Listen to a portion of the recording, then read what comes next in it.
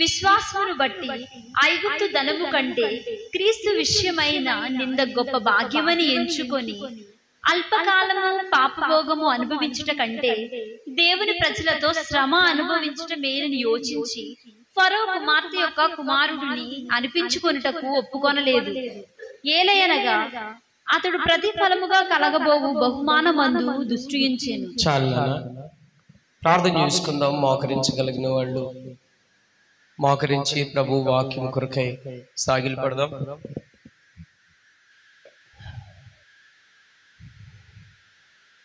ప్రభువా, మీరు మాకు సహాయం చేయండి. నీ మాటలు వినాలని ఆశతో నీ సన్నిధిలో కూర్చున్నామయ్యా. ప్రభువా, మీరు మాట్లాడితే మేము బ్రతుకుతామయ్యా. నరపుత్రుడా, నువ్వు నిలబడు, నేను నీతో మాట్లాడుతున్నాను మీరు సెలవిచ్చినారు. ప్రభువా, మా హృదయంలో నీ మాట స్థిరపరచండి. ప్రభువా, నీ కొరకు బ్రతికే ఆత్మ మాలో నడిపింపు దయచేయండి. దేవా, నీ పాద సన్నిధిలో కూర్చుని సాగిలు పడిపోయి కూర్చోవడానికి సహాయం చేయండి. ఈరోజు ప్రభువా, మేము ఏ విషయంలో ఉన్నామో ఒకసారి మేము జ్ఞానం చేసుకోవడానికి దేవా కృపను దయచేయమని, ఒక్క మాట కూడా దాటిపోకుండా పొల్లు కూడా దాటిపోకుండా మీ అందరితో నాయన, వీరందరితో నాతో అందరితో మీరు దర్శించండి. వాక్యానికి అడ్డొస్తున్న ప్రతి గలిబిలి చీకటి శక్తులన్నిటిని యేసునామములో బంధించండి. ప్రభువా, అపవాది క్రియలు లయపరచండి. వినగలిగిన హృదయం, గ్రహించగలిగిన ఆత్మ, కుదురుబాటు సిద్ధపాటు బిడ్డలకు దయచేయండి. ప్రతి మాట వాడు హృదయంలో స్థిరముగా నాటుకుని, హృదయంలో జొచ్చుకుని నీకు విరోధమైనవన్నీ బయటికి తీసుకురావడానికి సహాయం చేయమని దేవాని చేతులకు అప్పగించుకుంటూ యేసుక్రీస్తు పరిశుద్ధ నామములో ప్రార్థించి అడిగి పొంది ఉన్నాము తండ్రి, ఆమేన్. ప్రియులారా, మనం చదువుకున్న వాక్యాన్ని గమనించినట్లయితే మోషే యొక్క విషయాన్ని మనం చదువుకున్నాం. మోషే పెద్దవాడు అయినప్పుడంట విశ్వాసమును బట్టి ఐగుప్తు ధనము కంటే క్రీస్తు విషయమై నింద గొప్ప భాగ్యమని ఎంచుకొని ఆది నాన్న, ఈరోజు ప్రభు మనతో మాట్లాడే విషయం ఏంటో తెలుసా? ఐగుప్తు దేశం, ఐగుప్తు. ప్రభు మనతో ఈరోజు దర్శించాల్సిన విషయం ఐగుప్తు దేశం. అక్కడి నుంచి పరలోకానికి కనెక్షన్. ఈ విషయాన్ని కొంచెం జాగ్రత్తగా మనం ఆలకిద్దాం.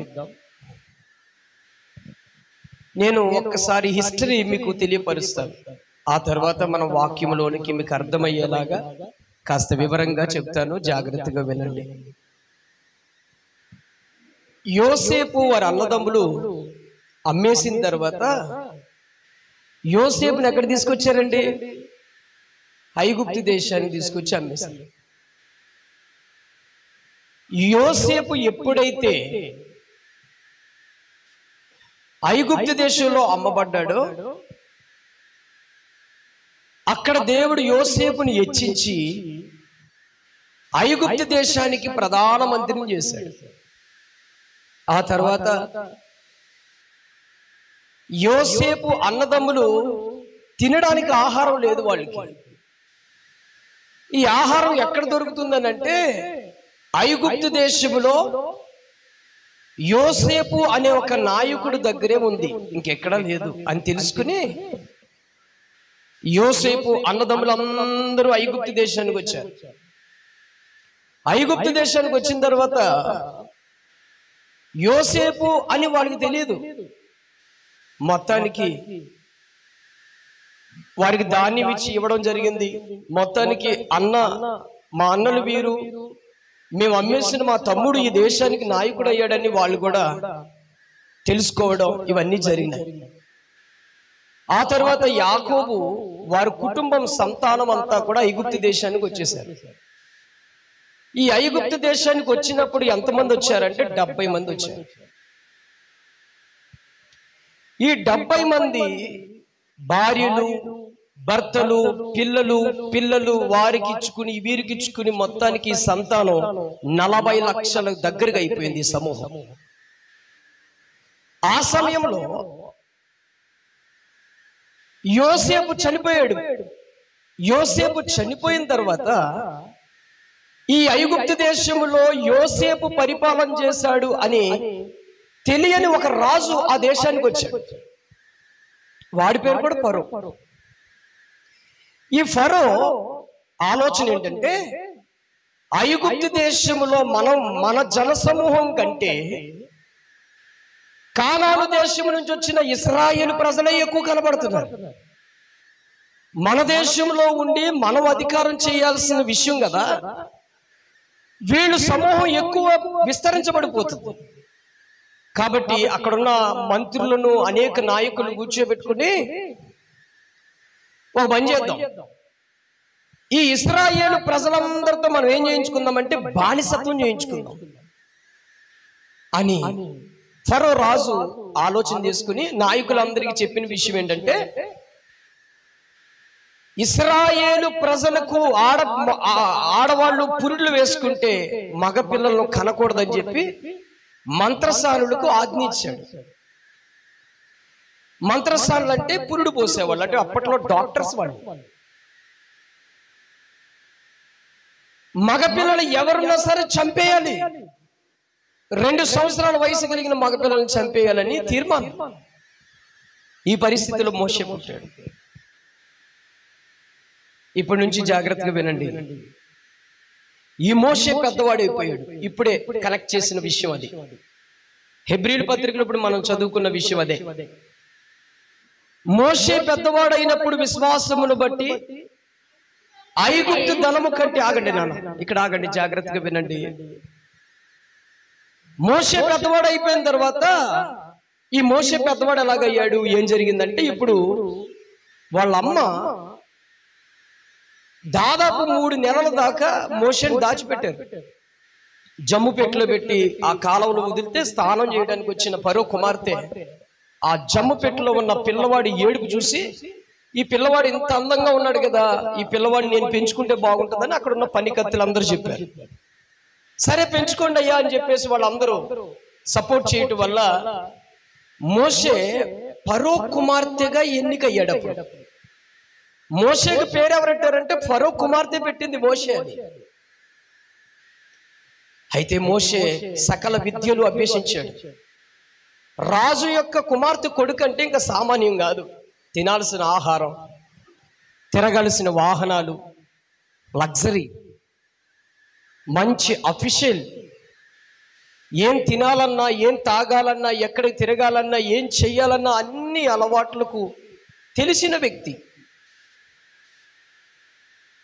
నా దేవుని బిడ్డలారా, మోషే పెద్దవాడయ్యాడు.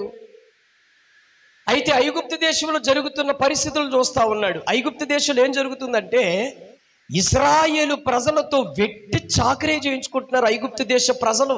ఆ రాజు అధికారంలో వెట్టి చాకరీ అంటే ఎలాంటి చాకరీ తెలుసా? ఇటుకలు చేయటం. ఆ ఇటుకలు చేయడంలో వీళ్ళు గడ్డి కూడా వీళ్ళు తెచ్చుకుని కాల్చుకోవటం. అందులో వీళ్ళకి 10% అయితే 1% మాత్రమే వీళ్ళకు కూలి ఇవ్వడం. అంటే ఏ పూటగా ఆ రూపాయలతో తిండి తినడానికి తప్ప దాచుకునడానికి ఏమాత్రము చోట్లేదు వీళ్ళకి. వీళ్ళు చేస్తున్న ఈ కష్టాన్ని, ఈ భారం వానికి మహాభారంగా ఉంది. ఏడుపు ప్రతిరోజు.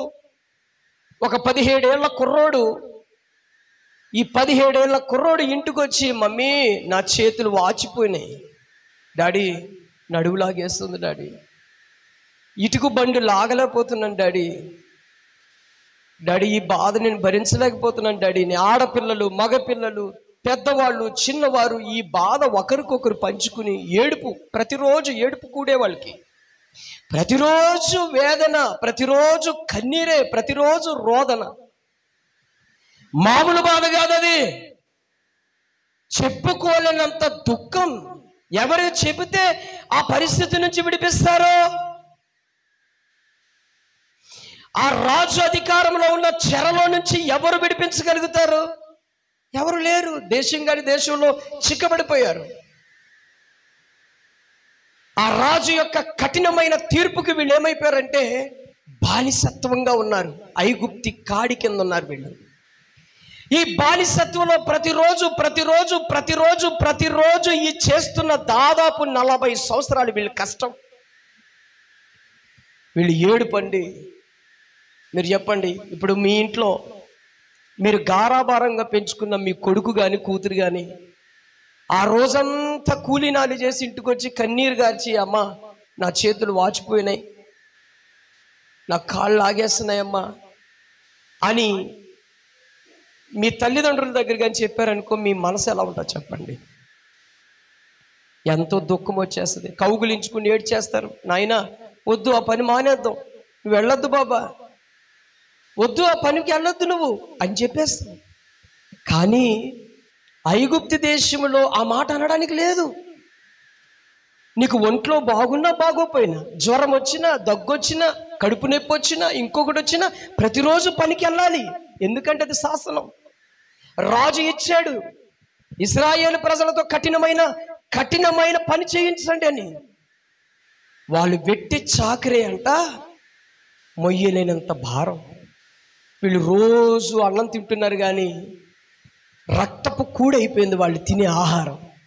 ఈ దుఃఖం, వేదన, ఈ కష్టం ఒక్కసారి వాక్యంలో చూడండి.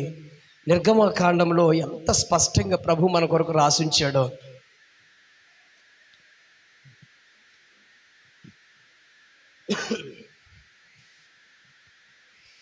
నిర్గమకాండం 1వ అధ్యాయం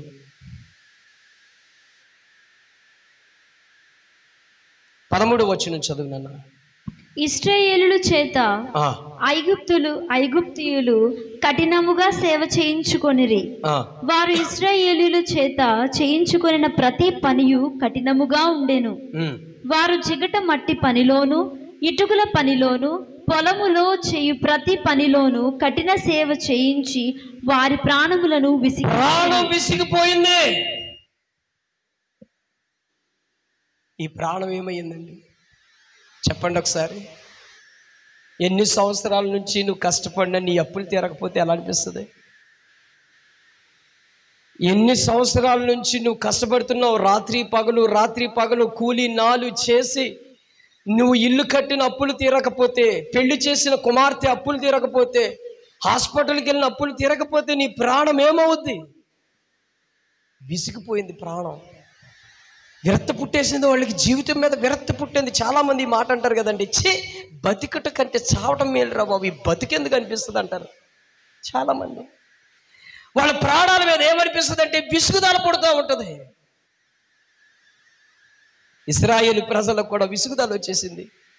చావడం మేలు తప్ప ఇంకొకటి లేదురా ఈ బతుకొచ్చి అని ఒకరికొకరు ఇప్పుడు ఆ స్నేహితుడితో చెబుతూ ఉంటే, అరే నా చేతులు నా నడుములాగేస్తుందిరా, పొట్టలో నొప్పిరా, నా పిల్లలు ఈ బాధరా, ఏంటిరా ఈ గొడ్డు పని, ఎన్ని సంవత్సరాలురా ఈ చెరలో నుంచి మనకి మార్గం లేదా, ఈ కష్టంలో నుంచి మనకి విముక్తి లేదా, ఈ పరిస్థితుల్లో నుంచి మనల్ని గట్టెక్కిచ్చే వ్యక్తులు లేరా అని ఒకరికొకరు చెప్పుకుంటే, ఒరే చచ్చిపోతామే మేలురా, చావటం తప్ప మన జీవితంలో ఇంకొక మార్గం లేదురా అని ప్రాణం విసిగిపోయింది వాళ్ళకి. ఈ ప్రాణం విసిగిపోతే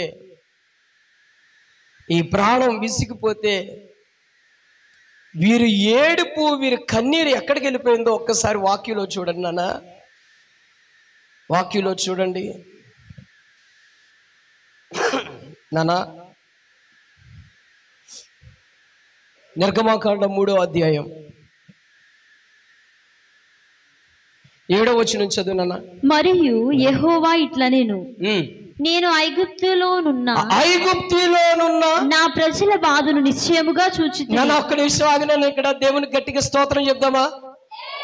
2 చేతులు పైకెట్టి గట్టిగా చెప్తావా? ఇక్కడ ఏం చెప్తున్నాడు? ఎవరితో చెప్తున్నాడు దేవుడు తెలుసా? మోషేతో చెప్తున్నాడు. ఏమని తెలుసా? ఐగుప్తులో ఉన్న నా ప్రజలు బాధను నిశ్చయముగా చూచితిని. ఏం చేశాడంట అమ్మాయిన? చెప్పాలన్నా మీరు నా వైపు చూడాలి, మీరు జాగ్రత్తగా వినాలి. ప్రభు నిన్ను దర్శిస్తున్నాడు ఈరోజు. అసామిసిగా తీయొద్దు వాక్యాన్ని. ప్రతి పొల్లు కూడా మనకు చాలా విలువైంది కదా అన్న. ఎంత విలువైందంటే చాలా విలువైంది ఆ మాట. మోషేతో దేవుడు చెబుతున్నాడు, ఐగుప్తులో ఉన్న నా ప్రజల బాధను నేను చూచాను. మరి నీ బాధను చూడలేదు అనుకుంటున్నావా? నీ కష్టాన్ని చూడలేదు ఆయన? నీ శ్రమను చూడట్లేదు ఆయన? నీ పరిస్థితులు చూడట్లేదు ఆయన? చూస్తున్నాడు ఆయన. నువ్వు ఏడ్చే ఏడుపును చూస్తున్నాడు. నిన్ను విసిగించే నీ ఇంటి వారు ప్రాణం విసుగుదల ఆయన చూస్తూ ఉన్నాడు. నువ్వు పడే కష్టాన్ని ప్రభు చూస్తూ ఉన్నాడు. నువ్వు తిరుగుతున్న నీ సేవా పరిచర్యలో ఆయన చూస్తూ ఉన్నాడు. నువ్వు పడుతున్న ప్రతిరోజు నీ బాధను ఆయన చూస్తూనే ఉన్నాడు ఆయన. మరుగై లేదండి మన బాధను. నీ ప్రాణం విసిగిపోవడం ఆయనకు తెలుసు. ఐగుప్తు లాంటి నీ పరిస్థితులు ఆయనకు తెలుసు. ఐగుప్తు లాంటి శ్రమలో ఆయనకు తెలుసు.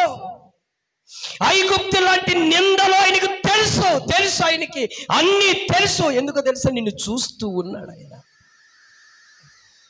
ఆయనకు మరుగై ఉన్నది ఏది? భూమి అందంతటా నా నేత్రములు సంచరించుచున్నాయి. స్తోత్రము చెప్దామా? వీళ్ళు మాట్లాడుకుంటున్న వీళ్ళు ప్రాణ విసుగుదల కోసం దేవుడు వింటున్నాడు, చూస్తున్నాడు. వీళ్ళు కన్నీళ్ళు, వీళ్ళు మొర అంట. చూడండి అక్కడ చదవన్నానా? పనులలో తమ్మును కష్టపెట్టు వారిని బట్టి వారు పెట్టిన మొరను వింటిని. వారి దుఃఖములు నాకు తెలిసే ఉన్నవి. ఆగనన్న దేవుడు చెబుతున్నాడు, వాళ్ళ దుఃఖము నాకు, వారి దుఃఖము తెలిసే ఉన్నది. ఒక్కొక్కరు కన్నీరన్నా, ఒక్కొక్కరు దుఃఖం. మనుషులకు చెప్పుకోలేరండి వాళ్ళ దుఃఖం. చాటుగా వెళ్ళి ఏడ్చిన వాళ్ళు ఉన్నారండి. రాత్రిపూట పడుకుని ఏడ్చే వాళ్ళు ఉన్నారండి. మనుషులు ఎవరు లేని ఆ ప్రదేశానికి వెళ్ళి ఒంటరిగా ఏడ్చిన వాళ్ళు అనేక మంది ఉన్నారు. నీ కన్నీరు, నీ కష్టం, నీ బాధ, నీ దుఃఖం ఎవ్వరు చూడట్లేదేమనుకుంటున్నావేమో. ఆకాశమందున్న నా దేవుడు నిన్ను చూస్తూనే ఉన్నాడు. హల్లెలూయా. మోషేతో అంటున్నాడు, అయ్యా నా ప్రజలు దుఃఖమును, నా ప్రజలు కష్టాన్ని, నా ప్రజలు వేదన, నా ప్రజల యొక్క బాధ, నా ప్రజలు పడే వేదన, వాళ్ళు పడుతున్న ఆ నిట్టూర్పు కన్నీరులో నేను చూస్తూనే ఉన్నా. నాకు మరుగై లేదయ్యా. అక్కడ అంటాడు, ఇంకా చూడండి కిందకి రండి నానా. చదువు 8వ వచనం చదువు నాన్న. ఇంకా కొద్దిగా. కాబట్టి ఐగుప్తీయుల చేతిలో నుండి వారిని విడిపించుటకును ఆ దేశముల నుండి విశాలమైన మంచి దేశమునకు, అనగా కనానీయులకు, హిత్తీయులకు, అమోరీయులకు, పెర్జీయులకు, హివ్వీయులకు, యోబుసీయులకు నివాస స్థానమైన పాలు తేనెలు ప్రవహించు దేశమునకు వారిని నడిపించుటకు దిగివచ్చి ఉన్నారు. 2 చేతులు పైకి గట్టిగా స్తోత్రం చెప్తావా? ఎక్కడికి వచ్చేసాడంట ఆయన? ఎక్కడికి వచ్చాడంట? దిగి వచ్చానని రాయబడింది అక్కడ చూడండి. వారిని నడిపించుటకు ఎక్కడికి వచ్చాడంట? దిగి వచ్చేసాడంట. ఐగుప్తులో వీరు పడుతున్న ఈ బాధను, ఈ కష్టానికి ఆయన గుర్తించి, వీరు కన్నీరు, వీళ్ళు వేదన, వీళ్ళు కష్టాన్ని ప్రభు చూసి, వీళ్ళు దుఃఖాలు ఇవన్నీ చూసి ప్రభు మనసు ఏమైపోయిందంటే కదిలిపోయింది. నేను ఒక మాట చెప్పనా బ్రదర్, మీరు అందరూ, సిస్టర్స్ మీరు అందరూ జాగ్రత్తగా వినండి. ప్రభు నువ్వెంత అద్భుతమైన పాట పాడు, ఎంత చక్కగా వాయిద్యాలు వాయించు, ఎంత అద్భుతమైన ప్రసంగం చేయి, ఎంత గొప్ప దాన ధర్మాలు చేయి, ప్రభు హృదయం కదులుతుందో లేదో నాకు తెలియదు, కానీ పశ్చాత్తాపంతో ప్రభు పాదాల మీద కార్చిన కన్నీరుకు ప్రభు హృదయం కదిలిపోద్దంతే. హల్లెలూయా. నా ప్రభు సింహాసనం కదిలిపోద్ది. నువ్వు కన్నీరుకి, నువ్వు కార్చే ఆ కన్నీరుకి ప్రభు ఏమైపోతాడు తెలుసా? కదిలిపోద్ది. ఆగలేడాయన, నిలబడలేడు, కూర్చోలేడాయన. నీ కన్నీరు వేదనకైన సింహాసనం గడగడగడ వణికిపోతూ ఉంటుంది. నీ పడే పశ్చాత్తాపం, నీ గుండెల్లో నుంచి వచ్చిన కన్నీరు వేదనకు ఆయన హృదయ స్పందన ముందే బయటకు వచ్చేస్తుంది. ఇక ఏదైనా చెయ్యి, కదులుతుందో లేదో నాకు తెలియదు. నీ కన్నీరు వేదనకి ప్రభు హృదయం ఏమైపోద్ది తెలుసా? కదిలిపోద్ది. యెషయా వచ్చి హిజ్కియాతో అంటున్నాడు, అయ్యా ఈ నీ ఇల్లు చక్కబెట్టుకో, నీ దినములు గతించిపోయినాయి, నువ్వు మరణానికి సమీపంగా ఉన్నావు, చక్కబెట్టుకో అన్నాడు. అంతే. హిజ్కియా మంచం మీద నుంచి మోకాళ్ళ మీద దిగి గోడ తట్టు తిరిగి అలా చేతులెత్తి కన్నీళ్లు గార్చి నీ కళ్ళంప నీళ్లు గారిపోతూ ఉన్నాయి. సింహాసనం మీద కూర్చున్న ప్రభు కదిలిపోయాడు. అంతే. హల్లెలూయా. అలా కబురు వచ్చిందో లేదో, యెషయా అలా దాటి వెళ్ళాడో లేదో, వెంటనే యెషయాతో దేవుడు చెప్తున్నాడు, అయ్యా మరలా తిరిగి వెళ్ళు. ఎవరి దగ్గరికి? హిజ్కియా దగ్గరికి వెళ్ళు.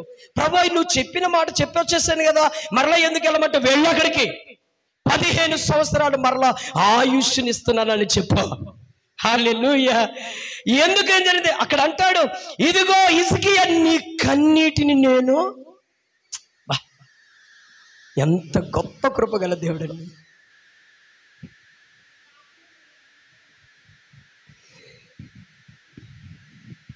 మన కన్నీరు చూసే దేవుడండి ఆయన.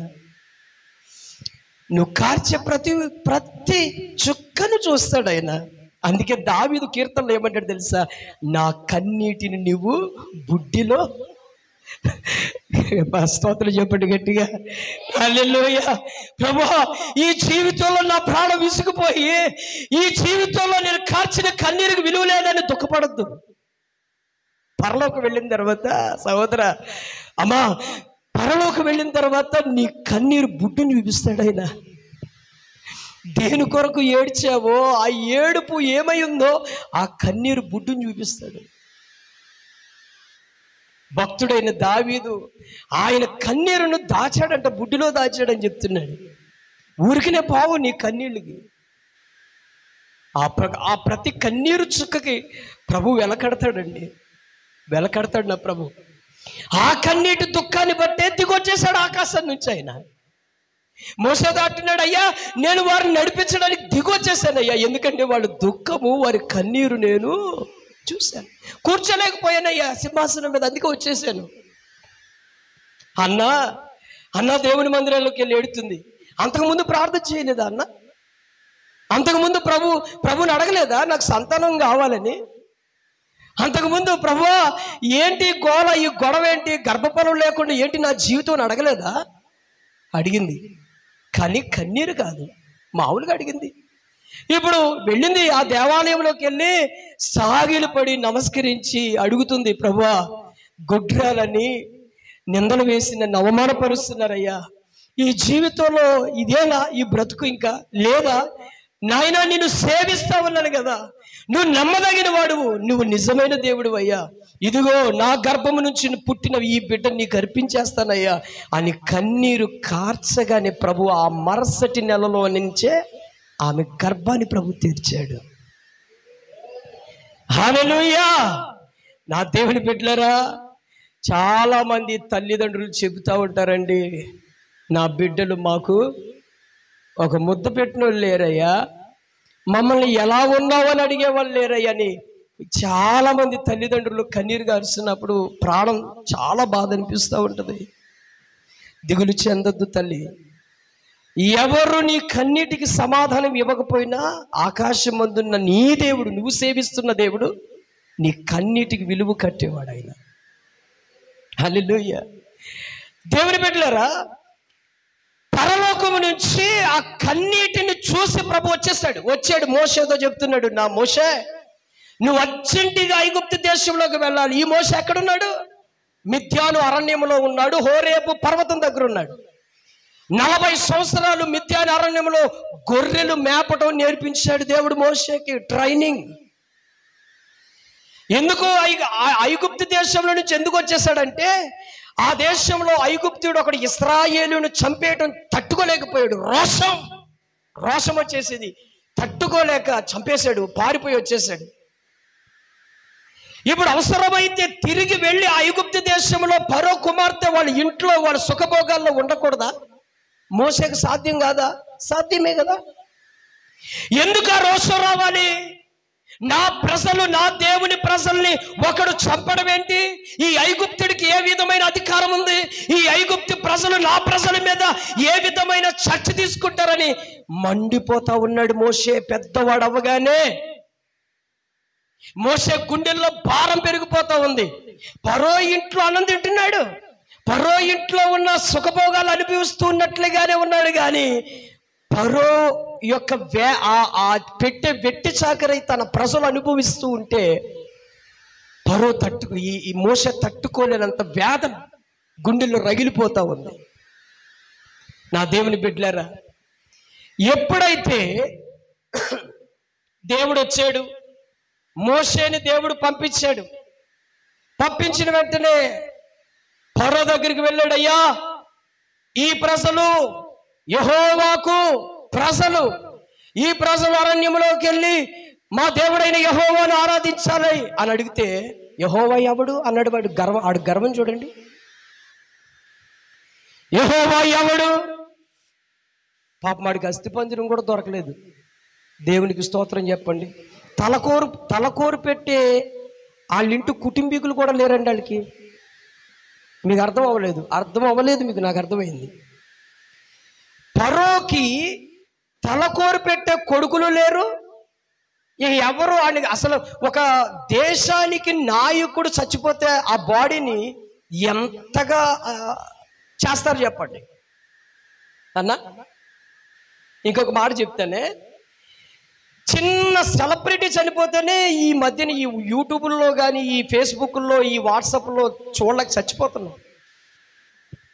ఇక ఎంతసేపు మనం తిన్నా పడుకున్నా ఇంక ఆడక్కడ ఇలా వెళ్ళాడు, అలా చచ్చిపోయాడు, ఇలా అయిపోయింది, ఇలా జరిగిందని ఎన్ని న్యూస్ వచ్చేస్తుందో తెలియదు. చూడలేక చావాలి ఆ యూట్యూబ్ కానీ, టీవీలు కానీ. ఈ ఫరో చచ్చిన తర్వాత వీడికి కనీసం వీడి బాడీ ఎక్కడుందని వెతుక్కునే వాళ్ళు కూడా లేరు. కనీసం ఆ బాడీని తెచ్చుకోవడానికి కూడా సీన్ లేకుండా పోయింది. ఎలా జరిగింది ఇది? ఎందుకో తెలుసా? వీడు పొగరేటువంటిదో తెలుసా? యెహోవా ఎవడు? ఇప్పుడు చాలా మంది లోకంలో ఎలా ఉన్నారంటే, యేసయ్య ఎవడు, యేసయ్య ఎవడు, యేసయ్య ఎవడు, వాడెవడరా ఆ దేశం నుంచి వచ్చేవాడా, వాడెవడరా ఈ దేశంలో ఉండడానికని గర్వంతో విర్రబీగిన వాళ్ళు ఉన్నారు. జాగ్రత్త సుమా. అస్థి పంజరం కూడా దొరకలేని స్థితి తీసుకొచ్చాడు ఫరో రాజుకి. నువ్వెవడరా బాయ్? ఏ ప్రాంతానికి చెందిన వాడివి? అసలు నీకు దిక్కుముక్క లేని నువ్వే సామాన్యుడు ఇలా మాట్లాడితే వాడికి ఆ గతి లేకుండా పోయింది. ఏం జరిగింది? ఎర్ర సముద్రంలో ఏమైపోయింది వీడి బాడీ? ఎర్ర సముద్రం ఏమైపోయింది? ఫరో వారి సైన్యము ఎర్ర సముద్రం ఏమైపోయిందండి? మునిగిపోయారు, చచ్చిపోయారు, అంతే. ఇక ఆ సముద్రంలోకి వెళ్ళి వీడి బాడీ ఎవరు తెస్తారండి? అసలు సముద్రంలో ఎక్కడ దొరికితే వీడి ఎముకలు ఎక్కడ ఉన్నాయో తెలియదు, వీడి తల ఎక్కడుందో తెలియదు, వీడి పొగరేమైందో తెలియదు. చాలా మంది పొగరుతో మాట్లాడతారండి. పొగరు, వాడి కళ్ళల్లో పొగరు, వాడి ముక్కులో పొగరు, వాడి నోటిలో పొగరు. అంటే ఎంతకాలం అంటే వీడి ఎముకల మీద ఉన్న కండ ఉన్నంత వరకు వీడి పొగరు. అంటే నువ్వు ఉన్నంత మగతనం ఇంకొకటి ఎవరు లేడనుకుంటావో ఏంటో నాకు అర్థం కాదు. అంతే కదండి. నీకున్నంత బలం ఇంకొకటి ఎవడు ఉండదు అనుకుంటావో ఏంటో. ఏకంగా లింగిలు లేపేస్తాడు ఒకడేం పెద్ద పెద్ద అరుపులారు చేసి. అరే బాబు, బైబిల్లో నీలాంటి రాజులు ఎంతమంది చూసాం, మట్టు కొట్టిపోయిన వాళ్ళని. ఏకంగా ఏ ఎముకలు దొరకలేదు. నువ్వెంత? దేవుని బిడ్డలారా, వెంటనే ఫరో ఏమన్నాడు తెలుసా? మోషే దగ్గర, యెహోవా ఎవడు మోషే? యెహోవా ఎవడంటే, అయ్యా మేము సేవిస్తున్న మా దేవుడు. పోరాబాయ్ పో, పో, మాకు పోల మంది దేవతలు దేవుళ్ళు ఉన్నారు, పో బయటికి అని అంటే, ఇదిగో మా దేవుడు ఉన్నాడో లేదో రేపటి నుంచి నీకు తెలుస్తుంది అన్నాడు. అంతే. అక్కడి నుంచి మొదలెట్టాడండి. నీటిని రక్తంగా మార్చాడు. ఆ దేశంలో ఏకంగా ఎన్ని అద్భుత కార్యాలు చేశాడండి? 10 అద్భుత కార్యాలు చేశాడు. అవి ఐగుప్తు ఇళ్లల్లో లేవు, ఇశ్రాయేలు ఇళ్లల్లో లేవు. ఇశ్రాయేలు ఇంటిలోకి వెళ్ళట్లేదు, ఇశ్రాయేలు తినే ఆహార కుండల్లో లేవు. కానీ ఐగుప్తు ఇళ్లల్లో ఐగుప్తులు తినే ఆహారంలో ఉన్నాయి. ఫరో దగ్గరికి వెళ్తున్నారు, అయ్యా మంచినీళ్ళు తాగుదామనుకుంటే ఈ నీళ్ళన్నీ ఎలా ఉన్నాయండి? రక్తం. కూర వండుకుందామనుకుంటా ఉంటే ఈ నీళ్ళు ఎలా ఉన్నాయండి? రక్తం. అయ్యా పడుకుంటాకి వెళ్దామనుకుంటే మంచం కింద, మంచం పైన కప్పలు. ఏంటి సార్, ఇన్ని సంవత్సరాల నుంచి మన దేశంలో బతుకుతున్నాం, ఇలాంటి జంతువులు మన మీద దాడి చేస్తాయని ఎప్పుడు ఊహించలేదండి ఐగుప్తీలు. మీరు చాలా మటుకు మలేరియా జ్వరం, డెంగ్యూ జ్వరం అన్న, జాండీస్, ఈ విచిత్రమైన రోగాలు చూశారు కదా. మొన్న దేవుడు స్పెషల్గా ఒక రోగం అందరికీ తెలియపరిచాడు. ఎప్పుడైనా మన జీవితంలో, మన చిన్నప్పుడు కానీ మన తాతలు ముత్తాతలు ఈ పేరు విన్నారా? కరోనా అని. దాని పేరే విచిత్రంగా ఉందో చూడండి. అది ఎక్కడి నుంచి వస్తుంది? ఐగుప్తు దేశంలో, ఎక్కడంటే చైనా దేశంలో ఉంది కదా. అది ఏం చేస్తుంది మనల్ని? చాలా మంది నెగ్లెక్ట్. ఎన్ని కోట్లు ఉన్నా సరే వాడి ప్రాణం నిలబెట్టలేకపోయింది. నా దేవుని పెట్టలేరా, నేను చాలా దుఃఖంగా ఈ విషయం చెప్తున్నాను. ఐగుప్తిలో ఉన్న ఆ తెగుళ్ళు ఎప్పుడు వారి మరుపెన్నడు చూడలేదు. అయితే విచిత్రం ఏంటో నేను ప్రతిదీ పాయింట్అవుట్ చేయండి. నేను చెప్తున్న ఈ మాటలు ప్రతిదీ పాయింట్అవుట్ చేయండి, మీరు జాగ్రత్తగా వినండి. నీళ్లు రక్తంగా మారిపోయిన ఆ దేశంలో ఐగుప్తు ఇళ్లల్లో ఉన్నాయి, కానీ ఇశ్రాయేలు ఇళ్లలో ఆ నీరు రక్తం లేదు. ఐగుప్తు ఇంటిలోకి కప్పలు వెళ్తున్నాయి, కానీ ఇశ్రాయేలు ఇళ్లలో కప్పలు వెళ్ళట్లేదు. ఇలా ఎన్ని చూస్తే 10 అద్భుత కార్యాలు దేవుడు చేశాడు. వీళ్ళు కళ్ళతో చూస్తున్నారు, ఇశ్రాయేలు ప్రజలు కళ్ళతో చూస్తున్నారు. రే, మన ఇంటి పక్కనున్న ఐగుప్తుడి ఇంట్లో ఎన్ని కప్పలు ఉన్నాయిరా, మన ఇంటికి రావేంటయ్యి అనుకుంటున్నారు వాళ్ళు. మోషే మొత్తానికి 10 అద్భుత కార్యాలు చేసినప్పుడు లాస్ట్ చెప్పేశాడు కదా. ఇశ్రాయేలు ప్రజలందరితో ఏం చెప్తున్నాడంటే, అరే మీరందరూ ఇంట్లో ఉండండి, మీరు ఒక గొర్రెను కోసి ఆ రక్తాన్ని మీ గడప మీద రాసుకుని ఆ రోజు నిద్రపోండి. పొద్దుడికి ఏం జరుగుద్దో చూద్దాం. ఏం జరుగుద్దంటే, ఐగుప్తు దేశంలో తొలుచూలు పుట్టిన పిల్లలందరూ చచ్చిపోతారు. ఈ గొర్రెలు, మేకలు, మనుషులు అందరూ. ఇక జీవితంలో ఫరో ఇక ఎప్పుడు వాడి తరతరాలు బ్రతికినా కూడా అలాంటి భయంకరమైన వార్త వినడేమో. అలాంటి మరణ వార్త ఐగుప్తు దేశంలో. ఆ తెల్లారికి తొలిచూలు పుట్టినవన్నీ చచ్చిపోయారు అంతే. ఇప్పుడు ఇక వీడి మోకాళ్ళు వంగిపోయినాయి. మోసే దగ్గర అంటున్నాడు, అయ్యా నీకు దండవరా బాబు, నీ ప్రజలను తీసుకుపో వద్దు, ఇంకా మాకు చచ్చిన మనుషులు చాలు. ఈ మనుషుల్ని ఎక్కడ కప్పెట్టాలో తెలియదు, ఈ జంతువులు ఎక్కడ కప్పెట్టాలో తెలియదు, ఈ దేశంలో ఏం చేయాలో తెలియదు, నీ ప్రజలను తీసుకుపో అని అంటే మోషే తన ప్రజలకు చెప్తున్నాడు, అరే మనం బయలుదేరి వెళ్ళిపోతున్నాం పదండి అనగానే వీళ్ళు సంకల బాదుకుంటూ మూటలు సర్దుకుని ఆవుల మీద, గేదెల మీద, గాడిదల మీద తిండులు వండారండి. పప్పలు, అప్పడాలు అన్ని, గార్లు, బూర్లు మొత్తానికి వండేసుకున్నారండి. ఎక్కడికి తీసుకెళ్తారని చెప్పాడు వీళ్ళకి మోషే. మనం ఏ దేశాన్ని నుంచి వచ్చామో ఆ కానాను దేశం ఇప్పుడు ఎలాగుందంటే పాలు తేనె ప్రవహించు దేశంగా ఉంది. ఆ దేశంలో అద్భుతమైన రుచికరమైన నదులు, ఎంతో రుచికరమైన ఫలవృక్షాలు, కాయలు, తోటలు, పొలాలు, ఆ తోటల మధ్యన, ఆ వృక్ష ఫలాల మధ్యన, ఆ కాలువల మధ్యన, కొదువ లేని పంట కలిగిన భూమి నేల మధ్యన ప్రభు మనల్ని తీసుకెళ్ళబోతున్నాడు అని చెప్పాడు కదా. వీళ్ళందరూ సిద్ధపాటుగా మూటలు గేట్లు అన్ని సర్దేసుకుని రెడీగా ఉన్నారు. ఇక ఎన్ని రోజులు ఈ ప్రయాణం అనుకున్నారంటే వీళ్ళు, నాకు తెలిసి 11 రోజులు ఒక ప్రయాణం. ఒక్క మనిషి నడిస్తే సగటున 11 రోజులు వెళ్ళిపోవచ్చు. అయితే వీళ్ళందరూ వెళ్ళాలంటే మినిమం 40 రోజులకు పైగా పడుతుంది. ఈ 40 రోజులకు పైగా వంటలు వండేసుకున్నారు, నీరు అన్ని దగ్గరేసుకున్నారు. వీరు వెళ్ళే రూట్ మ్యాప్ ఏంటి? వీళ్ళు వెళ్ళే రూట్ మ్యాప్ అంటే మచిలీపట్నం వే కాదు. మచిలీపట్నం కొబ్బరి బండలు బోళ్ళని దొరుకుతాయి. అరణ్య ప్రదేశం, తాగడానికి నీరు చుక్క కూడా లేని ప్రదేశాల మధ్యని వెళ్ళాలి వీళ్ళు. ఇక్కడ ఈ జన సమూహంలో అనేక మంది గర్భవతులు ఉంటారు, అనేక మంది ఏమంటే ఇంకెంతమంది ఉంటారు, చిన్నపిల్లలు ఉంటారు, ముసలి వాళ్ళు ఉంటారు, రేపో మాపో చచ్చిపోయే ముఠకలు ఉంటారు. వీళ్ళందరినీ తీసుకువెళ్ళాలంటే సమృద్ధమైన నీరు కూడా కావాలి కదా. ఇవన్నీ పెట్టుకుని మొత్తానికి ప్రయాణం బయలుదేరారు. ఇప్పుడు ఉంటుంది చూడండి జాగ్రత్తగా. వీళ్ళు వెళుతున్నప్పుడు వీళ్ళు నవ్వు చూడాలంటే ఇలా ఒకరికొకరు, రే వెళ్ళిపోతున్నావురా మన ఈ దేశం నుంచి, ఈ పేడ వదిలిందిరా, రే ఈ దేశంలో దరిద్రం వదిలిందిరా, ఈ దేశంలో ఈ కన్నీరు వదిలిందిరా, ఈ దేశంలో ఈ కరువు వదిలిందిరా, ఈ దేశంలో ఈ కష్టం పోయిందిరా, ఆహా నడుములు బాగుంటాయిరా, మనకి నచ్చినట్టుగా ఉండొచ్చురా, ఒకడ కింద బానిసత్వమైన బ్రతుకు లేదురా, ఒకడితో చెప్పించుకునే పని లేదో, సుఖముగా నిద్రపోవచ్చు, సుఖముగా పడుకోవచ్చు, తినచ్చు, తాగచ్చు, ఆహా ఏమి ఎంజాయ్మెంట్ రా అని గంతులు గంతులు గంతులు గంతులు, డాన్సులు. వీళ్ళ ఆనందాన్ని ఇక వర్ణించలేమనుకోండి. అందుకే ఒక కీర్తనకారుడు రాశాడు. కీర్తనకారుడు ఏమని రాశాడు తెలిసే, ఐగుప్తి చెరలో నుండి మనం వస్తున్నప్పుడు మన నోట నిండా ఏముందంటన్నా, అబ్బబ్బబ్బబ్బా నోటి నిండా ఏముందంట, నవ్వుంది. అరే ఐగుప్తి చెరలో నుంచి మనం బయటకు వస్తూ ఉంటే నోటి నిండా మనకు నవ్వు. అప్పటిదాకా ఏముంది, ముందు ఏడుపు, కన్నీరు, బాధలు ఉన్నాయి.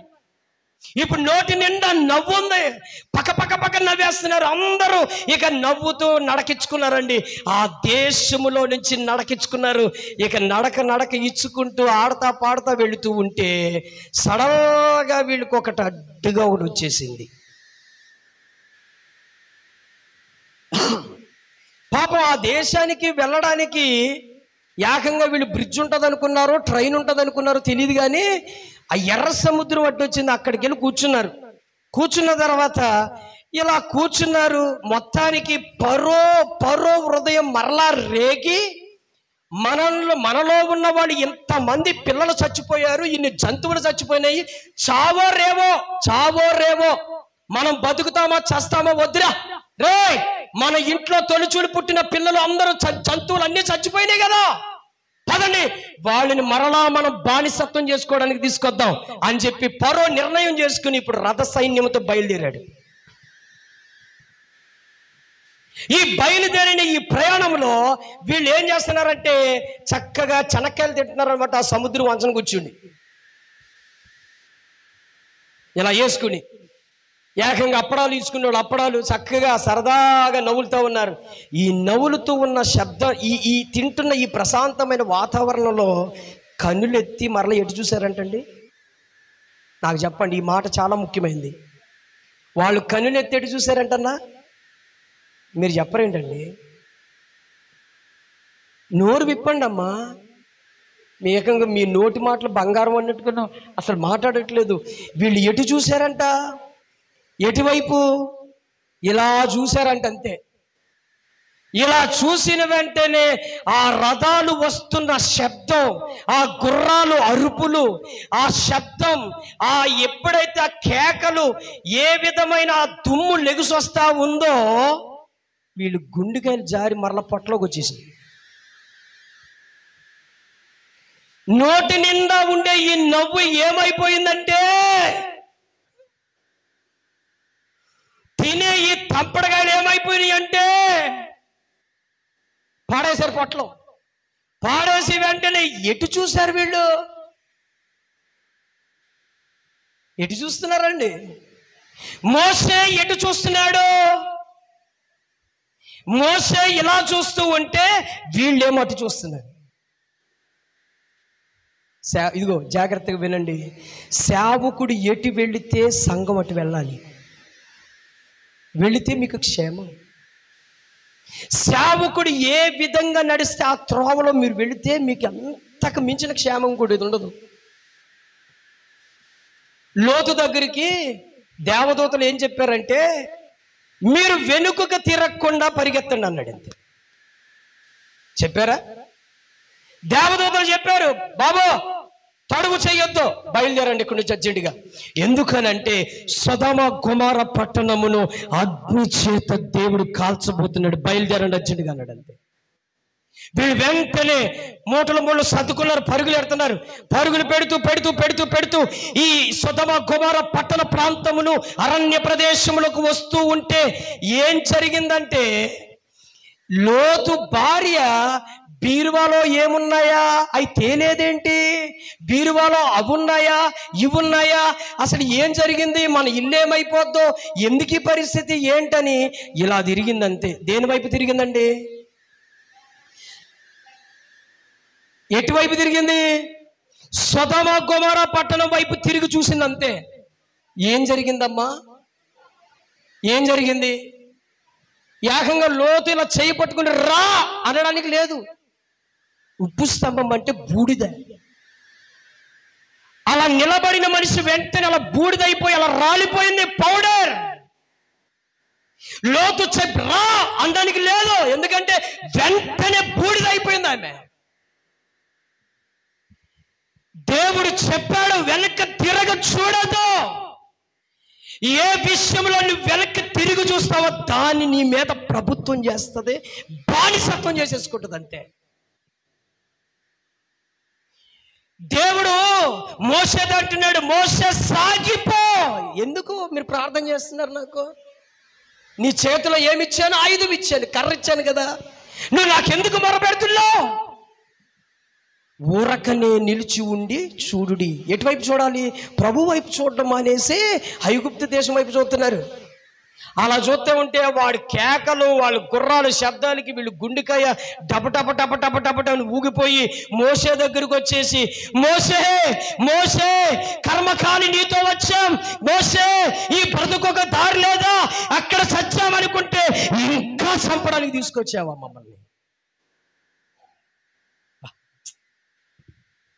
ఎంత భారమైన మాటలు అంటారండి వాళ్ళు.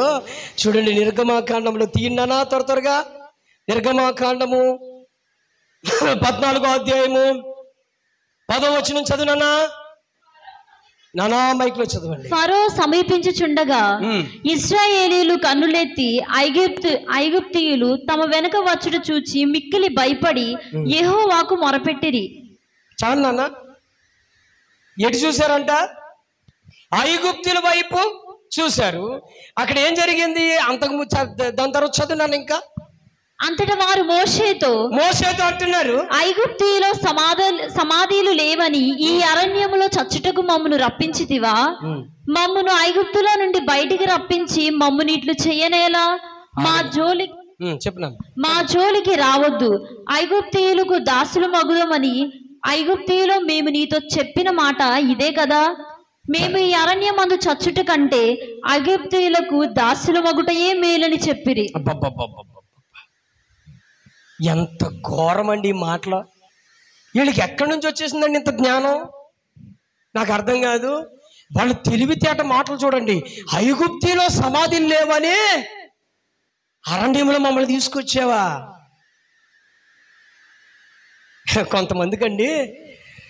కొంతమందికి తెలివితేటలు ఎక్కువైపోతాయండి, బాగా జ్ఞానం ఎక్కువైపోద్ది. సామెతల్లో ఒక మాట రాయబడింది, జ్ఞానము అధికము కలిగిన వాడు నాలుక సడలిడిపోద్దంట. అంటే వాడి నోటి మీద నిలబడదా నాలుక, గిడిగిడి ఆడేస్తూ ఉంటుంది. తెలివితేటలు పెరిగిపోయి ఇప్పుడు మోషే దగ్గరికి అంటున్నారు, అయ్యా ఐగుప్తు దేశంలో సమాధులు లేవా, ఇక్కడ తీసుకొచ్చే మమ్మల్ని? మేము మరలా వారికే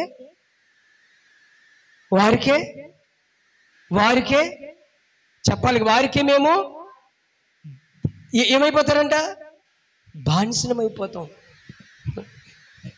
నా దేవుడు చెప్తున్నాడు, దేని నుంచి మనల్ని ప్రభు తీసుకొచ్చాడు, మరలా దానికి మనం ఏమైపోతున్నాం చెప్పరండి. ఎక్కడి నుంచి తీసుకొచ్చాడు మనల్ని?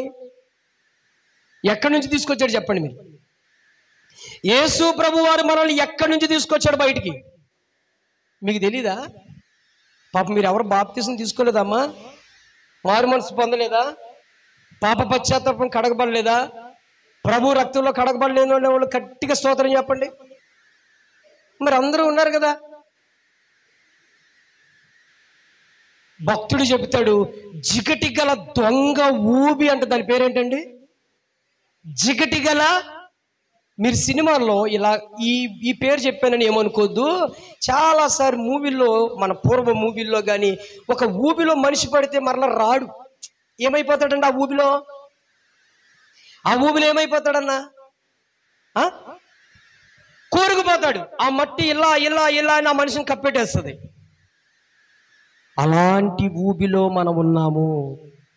ఆ ఊబిలో నుంచి మన ప్రభు ఏం చేశాడంటే చెయ్యి పట్టుకుని లాగి ఒక్క దెబ్బకి గట్టి మీద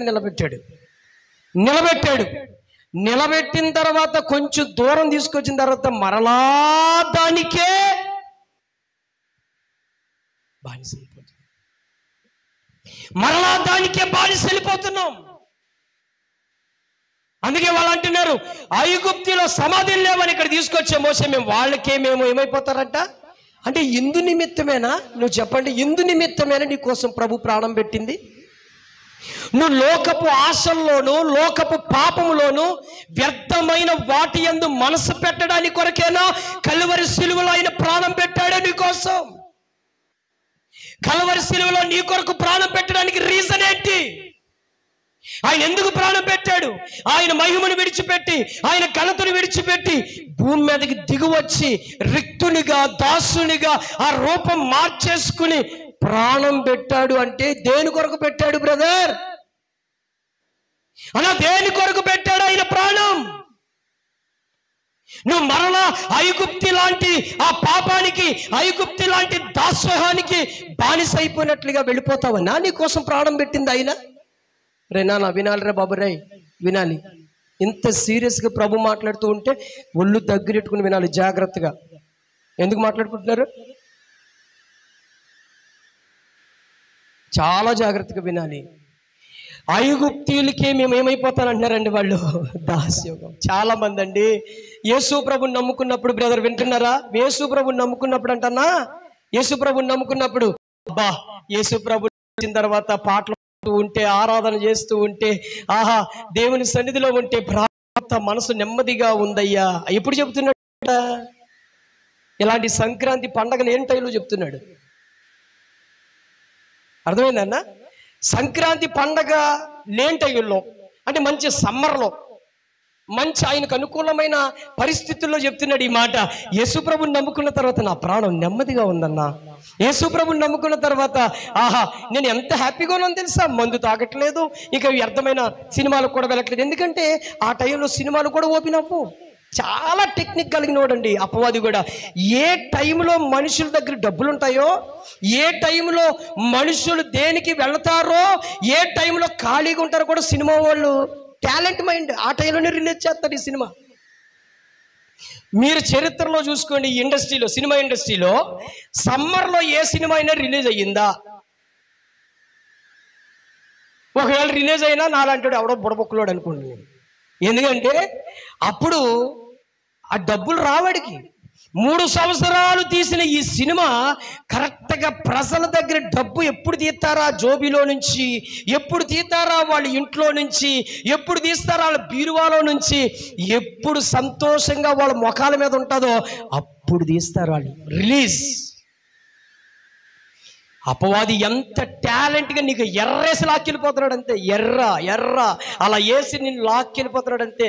బొంగలో వేసేసుకుంటున్నాడు అని హబక్కూకు చెప్తున్నాడు. అపవాది నిన్నేం చేస్తున్నాడంట? ఎర్ర వేసి వాడు లాక్కుని వాడు బొంగలో వేసుకుని ఏం చేస్తున్నాడంట చెప్పాలా? నేను ఇలా నాట్యం ఆడుతున్నాను, మీరు వేరేగా అనుకోవద్దు. అపవాది ఏం చేస్తున్నాడు తెలుసా? ఏం చేస్తున్నాడమ్మా? ఓహో, మీకు వాక్యం చూపితేనే నమ్ముతారు అనుకుంటా. నేను చెబితే మీరు నమ్మరు కదా. హబక్కూకు గ్రంథంలో చూడండి ఒకసారి అన్నా. వాక్యంలో చూస్తేనే మనం నమ్మాలి కదన్నా ఆ విషయాన్ని.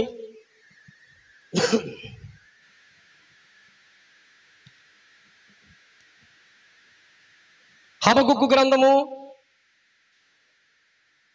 అన్నా, హబక్కూకు గ్రంథము 1వ అధ్యాయం 15వ వచనం చదువునా. వాడు గేలము వేసి మానవులందరినీ గుచ్చి లాగి ఉన్నాడు. నాన్న నాకు వినపడలేదమ్మా, మంచిగా వాడు గాలము వేసి, సరిగా చదవాలి. వాడు గాలం వేసి మానవులందరినీ, ఎవరండి ఇల్లు? మానవులందరినీ. ఎవరమ్మా ఇల్లు? చేపలు అనుకుంటున్నారు మా ఎర్రోళ్ళు, చేపలు కాదు అన్న. ఎవరన్నా? మానవులంటే ఎవరు? మనం. గుచ్చి లాగి ఉన్నాడు, లాగేసుకుంటున్నాడు. ఉరులు ఒగ్గి చిక్కించుకొనుచున్నాడు. వాడు తన వలతో వారిని కూర్చుకుని సంతోషపడి గంతులు వేయుచున్నాడు. ఈ మాట కొరకే డాన్స్ చేశాను నేను. ఏం చేస్తున్నాడన్నా? గంతులండి, గంతులు. అర్థమవుతుందా? పేకాట కాడికి వెళ్ళి, కోడి పందాల కాడికి వెళ్ళి, తర్వాత గుండాటు కాడికి వెళ్ళి, వీడు వెళ్ళి కాస్తా ఉంటే వీడు ఆరాధన చేస్తాడు. ఎప్పుడు? ఆదివారం ఆరాధన చేస్తాడు. ఇప్పుడు పాడు కదా, ఆరాధింతును అంటాడు. మైకు పట్టుకుని ఆరాధింతును. ఎప్పుడు? పండగలు లేనప్పుడు ఆరాధింతును. ఎప్పుడు? డబ్బులు లేనప్పుడు ఆరాధింతును. ఎప్పుడు? నీ దీనిలో నిన్నేమనాలో అర్థం కాదు. అన్ని ఏమలేవులే, మనకు అన్నీ అయిపోయినాయి. పాపం మా ప్రేమనికి చాలా థ్యాంక్ యూ సో మచ్ అన్న. మా ప్రేమ అన్నాడు, అన్న టిఫిన్ తిన్నప్పుడు అన్నాడు, అన్న నువ్వేం టెన్షన్ పడద్దు, రేపు ఎల్లుండి వచ్చేస్తారని అందరూ అన్నాడు. ఎందుకని రాను నేను, డబ్బులన్నీ అయిపోతాయి కాబట్టి. బా ఎంత ఆలోచన! ప్రభు అన్నకిచ్చిన ప్రేరేపణ బట్టి దేవునికి స్తోత్రం. నిజమే కదా, వాడు ఇప్పుడు దాకా సంపాదించిందంతా అక్కడ పెట్టేసి అయిపోయింది. సంచంతా అయిపోయింది, అంతా అయిపోయింది. నిన్న ఒక బుడ్డాగాడంట 500 పట్టుకెళ్ళి పెట్టాడంట. 100 రూపాయలు 200 పట్టుకుని పెట్టాడంట. 700 వచ్చినాయంట వాడికి. పాపం మరలా 700 పెట్టినప్పటికి మొత్తం వెళ్ళిపోయింది. ఇప్పుడు వాడి దగ్గర ఏం లేవండి. ఆ మైండ్ ఉంటుందండి. అప్పుడు డబ్బులు ఎక్కడున్నా తీ డబ్బులు అప్పు చేయి, ఆడిగా వీడినాడుగా ఎల్లో. ఇక టెంప్టేషన్ వాడిది ఉంటుందండి. ఇక ఎవరిని అడుగుతాడో తెలియదు. పిచ్చొచ్చేది ఇంకా మెంటల్ అడిగే, ఇక మెంటల్ వచ్చి ఎవరి దగ్గరికి వెళ్ళిపోతాడో తెలీదు. చివరికాడు కాళ్ళు అట్టేసుకుంటారు. రే పాప నీ పుణ్యం ఉంటుంది ఇచ్చారా, నువ్వు ఎవరా బాబు, నీకు డబల్ వడ్డీలేసని ఇచ్చేస్తారా. ఇక మెంటల్ మైండ్ అదే. ఎందుకనంటే అపవాది నిన్ను వేసేసుకున్నాడు అంతే. గ్యాలం నేను లాక్కుండా వేసుకున్నాడు, గంతులు వేసుకుంటున్నాడు. నువ్వు బాగానే తప్పట్లు కొట్టుకుంటే అయిపోయింది నీ పరిస్థితి. నా దేవుని బిడ్డలారా జాగ్రత్తగా వినండి. ఎప్పుడు ప్రభుని ఆరాధిస్తున్నావో, ఎప్పుడు ప్రభుని కనపరుస్తున్నావో, ఎప్పుడు ఈ మీటింగుల ఉద్దేశం ఒక పిచ్చోళ్ళకి అర్థం కాదు. నన్ను పిచ్చోడు అంటున్నారు వాళ్ళు. నువ్వు పెద్ద పిచ్చయ్యరా బాబు, నేను చిన్న పిచ్చోడు అయితే అనుకుంటున్నాను నేను. ఈ టైంలో మీటింగులు ఏంటరా అంటే కొంతమంది పిచ్చోడు అర్థం కాలేదంటారు. ఎప్పుడు ఆరాధించాలో అప్పుడే ఆరాధించాలి, ఎప్పుడు కష్టపడాలి అప్పుడే కష్టపడాలి, ఎప్పుడు ముక్క తినాలో అప్పుడు ముక్క తినాలి, ఎప్పుడు సాంబార్ తినాలో అప్పుడు తినాలా అని అర్థమైందా? ఎప్పుడు సాంబార్ తినాలో, ఎప్పుడు గంజి తినాలో తినాలి. ముందుంది, కంగారు పడకండి. కొంచెం నా ప్రియ దేవుని బిడ్డలారా, వీళ్ళు మరలా దానికి దాస్యోహ్యం అయిపోవడానికి వెళ్ళిపోతూ ఉంటే అప్పుడు మోషే అంటున్నాడు, నాయనా ఇంత దూరం మిమ్మల్ని నడిపించిన వాడు మన దేవుడే. ఆయన ఎర్ర సముద్రమును దాటించడానికి పెద్ద క్షణం కాదు ఆయనకి. మీరు వేచి ఉండండి, ఊరకనే నిలబడి అలాగే ప్రభు మహిమను, ప్రభు కార్యాన్ని చూతురుగా ఆగండి. మోషే అంటున్నాడు, ఆగండి, గుండె భయం, భయపడవద్దు. ఎందుకో తెలుసా? మిమ్మల్ని ఇక్కడ దాకా తీసుకొచ్చిన దేవుడు ఇది దాటించగల సమర్థుడండి. వెంటనే మోషే తన చేతిలో ఉన్న కర్రను కొట్టగానే ఆ సముద్రము 2 పాయలుగా చీల్చబడిపోయింది. ఇప్పుడు ఆరిన నేల మీద నడిపించాడంట. అబ్బా స్తోత్రం చెప్పండి గట్టిగా, హల్లెలూయా చెప్పాలి గట్టిగా, హల్లెలూయా. వెంటనే చూడండి, ఈ ఐగుప్తీయులు రాజు ఈ సైన్యం వస్తూ ఉంటే వీళ్ళకి వ్యతిరేకంగా ఎవరు పోరాటం చేస్తున్నారో తెలుసా?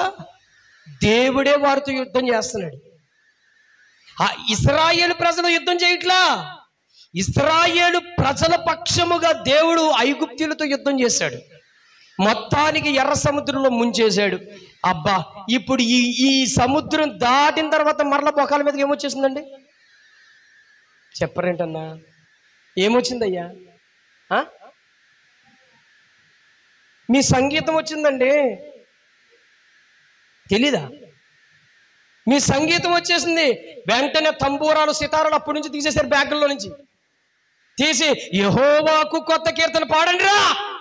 వెంటనే మిరియాం ఇచ్చేసుకుంది, ఏంటి సితారా పట్టేసుకుంది, ఓ ప్లే చేసేస్తుంది. ఇంకా మన దేవుడు బలార్జుడు, బలసూరుడు, ఆ సైన్యమును కూల్చినవాడు, అదిగో వాడు పళ్ళు ఎరగొట్టినవాడు, మన దేవుని బలం గొప్పదని ఆరాధించేశారండి వీళ్ళు. ఇంకా వీళ్ళ ఆనందం చూడండి. ఈ ఎర్ర సముద్రము దాటి ఇంకెవడు రాడని అర్థమైపోయిందండి. అర్థమైపోయిన వెంటనే వీళ్ళు తెచ్చుకున్న ఆహారము, నీళ్లు మరికొంత దూరం వెళ్ళిన తర్వాత అయిపోయిన వెంటనే ఇప్పుడు మోషే దగ్గరికి వెళ్ళి, నాయనా అయిపోయినాయి, నీళ్ళన్నీ అయిపోయినాయి, ఆహారం అంతా అయిపోయింది, ఏం చేయమంటావు? ఆయన ఏమంటాడు? ప్రార్థన చేయండి అన్నాడు. ఐగుప్తు దేశంలో ప్రార్థన చేశారు కదా, ఐగుప్తు దేశంలో మొరపెట్టారు కదా, ఐగుప్తు దేశంలో నిట్టూర్పులు వచ్చారు కదా, ఐగుప్తు దేశంలో కడుపు మార్చుకున్నారు కదా, ఐగుప్తు దేశంలో ఎదురు చూశారు కదా, ఐగుప్తు దేశంలో ఓర్చుకున్నారు కదా, కాస్త ఓర్చుకోండి, మన దేవుడు అన్ని చేస్తాడు అని అంటే, ఒక రోజు చూశారు, రెండో రోజు చూశారు, మూడో రోజు ఇంకా వచ్చేసి పళ్ళన్నీ నూరేస్తున్నారు. ఇంకా పళ్ళు నూరుతున్నారండి, ఇంకా నూరుతున్నారు. ఇంకంతే. వీళ్ళు సనుగుడి చెప్పాలి. ఎవరంటున్నారు? ఆకాశమందున్న దేవుడు వింటున్నాడు. అక్కడికి తీసుకు ఏమన్నాడంటే, సర్లే కాస్త మొదటి అక్కడికి ఆ ఎర్ర సముద్రం దగ్గర ఒకసారి సనిగారు, మరలా ఈ నీటి దగ్గరకు వచ్చినప్పుడు ఇక్కడ సనుగుతూ ఉంటే దేవుడు కాస్త పోనీలే అని ఓర్చుకున్నాడు. అక్కడ దాకా ఓర్చుకున్న తర్వాత ఇప్పుడు మోషేతో అంటాడు, ఇదిగో నీకు దగ్గరలో ఒక చెరువు ఉంది అన్నాడు, అక్కడ ఒక కాలవ, అక్కడికి వెళ్ళమన్నాడు. వెళితే ఆ నీళ్లు ఇలా పట్టుకుని తాగితే భయంకరమైన చేదు. మరలా నీళ్లు తాగిన వెంటనే మరలా తిట్టేస్తున్నారు మోషే మీదకి, ఈ నీళ్లు తాగమంటావా?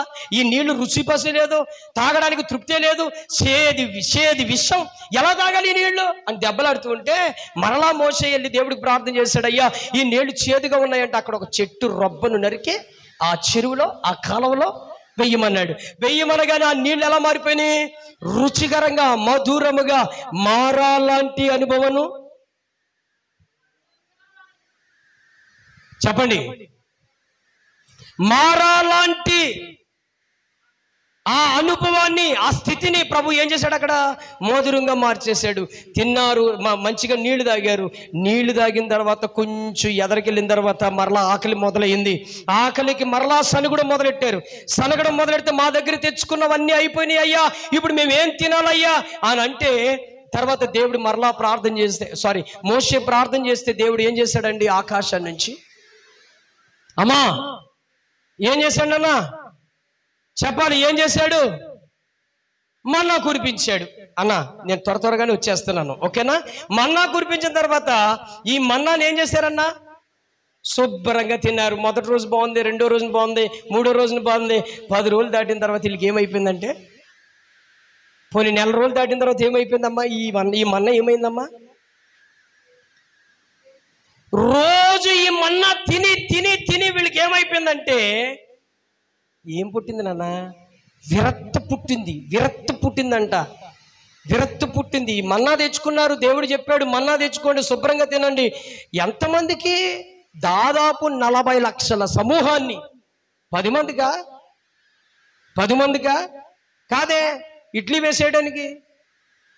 20 మందిగా, 30 మందిగా, 100 మందిగా ఏదో ఉప్మా వేసి పెట్టేయడానికి లేదు కదా. ఇంతమందికి టిఫిన్ పెట్టాలంటే, ఇంతమందికి డిన్నర్ పెట్టాలంటే, ఇవన్నీ పెట్టాలంటే ప్రభు ఏం చేశాడు? పొద్దుట టిఫిన్, సాయంత్రం లంచ్, డిన్నర్ మన్నాయే. ఆ మన్నా కురిపించాడు.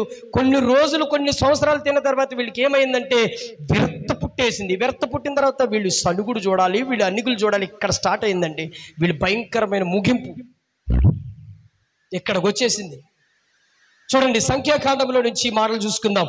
త్వరగా నేను ముగిస్తాను. సంఖ్యాకాండం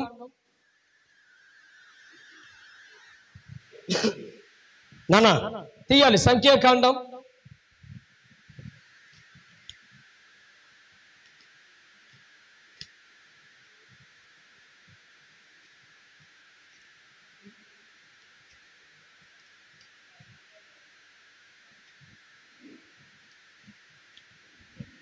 సంఖ్యాకాండం 9వ అధ్యాయం,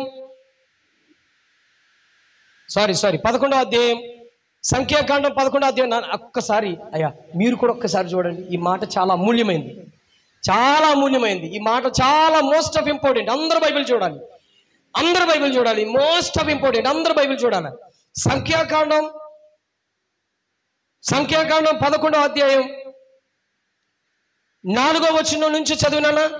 వారి మధ్యనున్న మిశ్రిత జనము అధికముగా పరచగా ఇశ్రాయేలులను మరలా ఇచ్చి నాకెవ్వరు మాంసం పెట్టెదరు? ఒక్కసారి వినపడలేదమ్మా, మా గట్టిగా చెప్పమ్మా. వారి మధ్యనున్న మిశ్రిత జనము మాంసాపేక్ష అధికముగా కనపరుచుగా ఇశ్రాయేలులను మరలా ఏడ్చి. ఎందుకు ఏడ్చారంటే వీళ్ళు? మీరు అదే వింటలేదు ఇక్కడ. ఎందుకు ఏడ్చారమ్మా వీళ్ళమ్మా? మాకు మాంసం ఎవరు పెడతారు అన్నా, మాకు మాంసం ఎవరు పెడతారు అని ఏడ్చారంట. చెప్పనన్నా, మాకెవరు మాంసము పెట్టెదరు? ఐగుప్తులో మేము ఉచితముగా తినిన చేపలను. ఆగినా, ఐగుప్తులు ఏం తిన్నారంట వీళ్ళు? ఉచితముగా తినిన చేపలను, చేపలు తిన్నారంట. కీరకాయలు తిన్నారంట. దోసకాయలు తిన్నారంట. కూరగాయలు తిన్నారంట. ఉల్లిపాయలను. సాయంత్రం కరెక్ట్ అయిన నోట్లో పెట్టుకుంటున్నా అదే అన్నాడు ఆయన. నీ మూతైన నోట్లో పెట్టు, మైక్లో పెట్టు, మైక్ అని మూతిలో పెట్టుకో అంటాడు. అలా ఉంది మాట వినబడిలాగా. అలా కరెక్ట్ గా చదువు. ఉల్లిపాయలను, అది తెల్లగడ్డలను జ్ఞాపకమునకు వచ్చి. ఏమొస్తున్నాయంటే వీళ్ళకంటే? ఎప్పుడు వస్తున్నాయి జ్ఞాపకానికి? ఎప్పుడు గుర్తు వస్తున్నాయంటే ఆత్మ సంబంధమైన మన్నా తిని తిని వీళ్ళకి శరీర సంబంధమైన ఆహారం గుర్తొచ్చింది. బుద్ధి మీకు అర్థమవలేదనుకుంటా. మీ లాస్ట్ అండర్లైన్ మీకు ఫుల్ స్టాప్ కరెక్ట్గా చెప్తాను, జాగ్రత్తగానండి.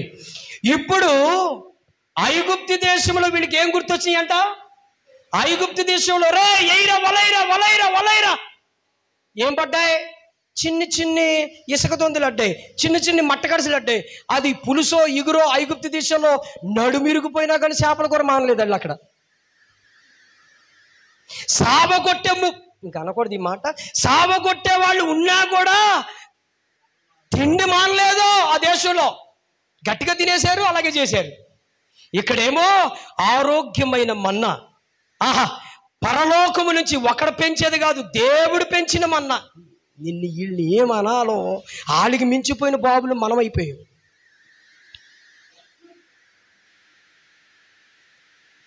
పరలోకము నుంచి ఆకాశం చీల్చి కురిపిస్తున్న మన్నా, దేవదూతలు తినే ఆహారాన్ని వీళ్ళకి పంపిస్తే ఆరోగ్యకరమైన మన్నా. షుగర్ లేదు, బీపీ లేదు, ఎవడి థైరాయిడ్ లేదు, క్యాన్సర్ లేదు, ఏమీ లేని పుష్టి కలిగిన బలమైన ఎనర్జెటిక్ ఆహారాన్ని అరణ్యంలో వీళ్ళకి మేపుతూ ఉంటే వీళ్ళకి ఏం గుర్తొచ్చినాయి అంట?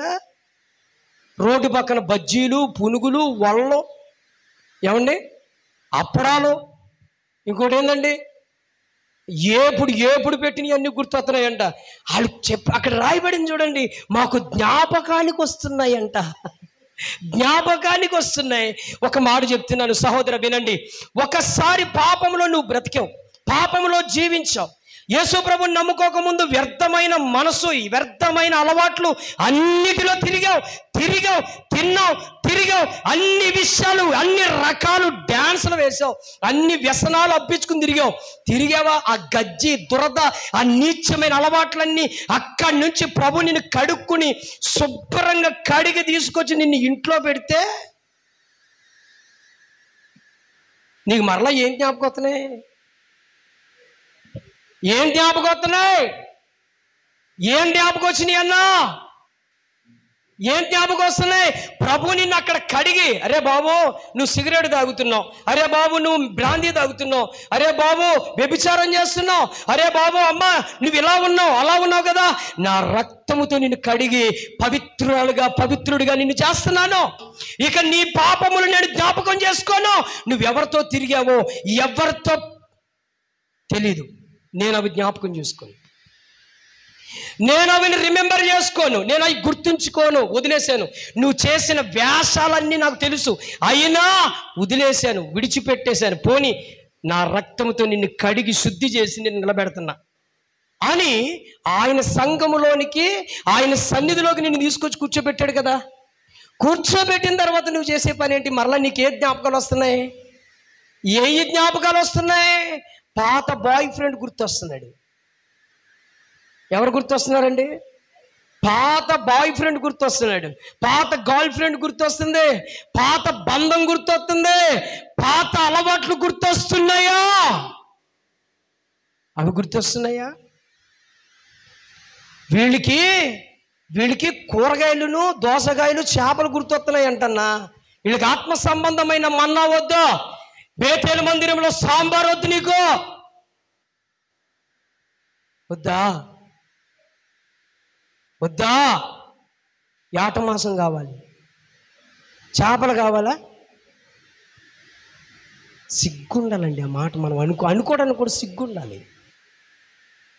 ఒకప్పుడు కూడు లేదు, ఒకప్పుడు కూడుందా? ఒకప్పుడు ఆహారం ఉందా? ఒకప్పుడు గంజి తిని బ్రతికిన వాళ్ళం కాదా మనం అందరం? ఏమ్మా గంజి తిన్నవాళ్ళు లేరా? పచ్చడి ముద్ద తినేవాళ్ళు లేరా? అసలు యాట మాసానికి గొల్లపాలు వెళ్తే కూడా దొరికేది కదండి. శుక్రవారం కోడి దొరికేది కాదు. ఎంతసేపు గంజి తాటిగా నంచుకుని తినే మనం ఇప్పుడు నిక్కులు కొడుతున్నాం. I'm not eating in sambar, you know, I'm eating only kick and chicken piece and mutton piece. నిన్నేం చెయ్యాలో అర్థం కాదు. నువ్వు తినవా చికెన్ మటన్లో పోయి? అవే తింటావా? అవే ఇష్టమా నీ నోటికి? వాళ్ళకి గుర్తొస్తున్నాయంట. ఏం గుర్తొస్తున్నాయండి? ఐగుప్తు దేశంలో తినే ఆహారం మాకు గుర్తొస్తుందయ్యా. జ్ఞాపకానికి వచ్చి మరి ఏడుతున్నారంటే వీళ్ళు తగలయ్యా. వీళ్ళు ఏమనాలన్నా, ఆ దేశంలో నుంచి తీసుకొచ్చి ప్రభువు నడిమిరగొట్టే వాళ్ళ దగ్గర నుంచి తీసుకొచ్చాడు. ఇరగొట్టి ఇంచి గుద్దులు చై పంచైరన్నా అని తిట్టి వాళ్ళని బెండి తీసేసే వాళ్ళని అక్కడ అంత గొడ్డు సాగరే చేసినా తిండి తినేశారా? ఆ కష్టం నుంచి, ఆ బాధ నుంచి తీసుకొచ్చి వ్యవసాయం చేసే పని లేదు, కూలి పనికి వెళ్ళే పని లేదు, ఇంట్లో కూర్చుని శుభ్రంగా మన్నా తినండి అంటే తిండిపోతున్నారా? మన్నా తినడం మానేసి, ఏమ్మా మీ ఇద్దరికి ఏంటి వచ్చిందమ్మా? వదిలేయండి అమ్మా, మీరు ఇటు చూడండి అమ్మా, సెన్స్ పెట్టండి అమ్మా. ఇంత రోషమైన మాటలు వినబడుతుంటే మీ హృదయాలు మండట్లేదా? నేను ఈ ఉపదేశాన్ని కొరకు పొద్దుటి నుంచి నేను ఏడుస్తున్నాను. ఈ ఉపదేశం కొరకు పొద్దుటి నుంచి నా కళ్ళంబడి నీళ్ళు ఆగక తెల్లవారు గట్ల నుంచి ఈ ఉపదేశం కొరకు ఏడుస్తున్నాను నేను. ప్రభు హృదయాన్ని ఎంత బాధ పెట్టారో తెలుసా వాళ్ళు? నీకు సిగ్గు శరం లేదు, నీకు కొంచెం కూడా సిగ్గు శరం లేదు మనకి. ఈ మాటల్లో రోషం లేని బతుకు లేదు మనకి, భారం లేదు, హృదయం మండే మనసు లేదు మనకి.